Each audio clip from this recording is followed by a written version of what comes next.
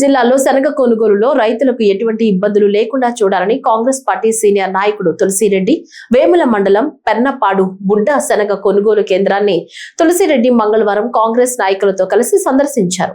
ఈ సందర్భంగా ఆయన రైతుల ఇబ్బందులను సమస్యలను అడిగి తెలుసుకున్నారు.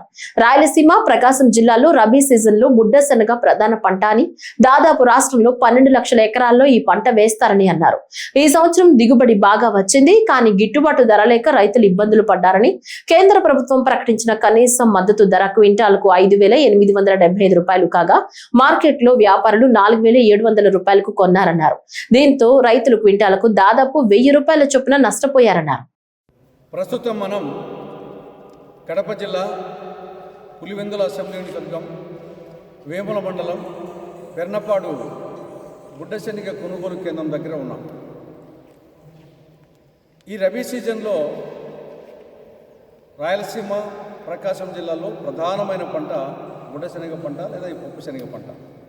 ఈ రబీ సీజన్లో అది ఏకైక పంట. కొన్ని ప్రాంతం అయితే అదే పంట, వేరే పంటలు వేరు.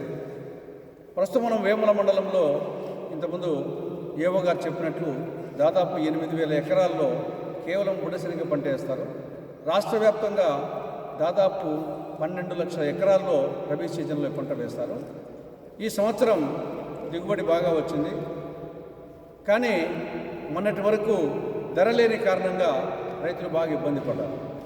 కేంద్ర ప్రభుత్వమేమో కనీస మద్దతు ధర క్వింటాలకు 5,875 రూపాయలుగా ప్రకటించింది. కానీ మార్కెట్లో వచ్చేసి 4,700, 4,800, 4,900 ఆ ప్రాంతంలోనే మార్కెట్లో వచ్చేసి వ్యాపారులు కొన్నారు.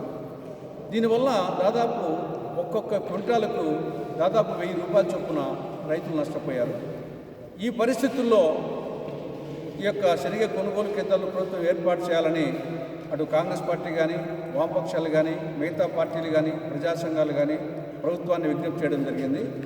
నేను వ్యవసాయ శాఖ మంత్రి అచ్చెన్నాయుడు గారితో కూడా మాట్లాడడం జరిగింది. ఈ యొక్క ప్రజా విజ్ఞప్తులను పురస్కరించుకొని రాష్ట్ర ప్రభుత్వం వచ్చేసి జిల్లాలోనే 21 బుడ్డ శనగ కొనుగోలు కేంద్రాలు ఏర్పాటు చేయడం జరిగింది. దాంట్లో ఇది ఒకటి. దాని రాష్ట్ర ప్రభుత్వాన్ని ఆ చర్యను వచ్చేసి అభినందిస్తున్నా, హర్షణీయమది. కొన్ని షరతులు ఉన్నట్టుంది. ఆ షరతులు అంటే ఇప్పుడు కొనుగోలు చేసిన తర్వాత 15 రోజులకి వేస్తామంటున్నారు.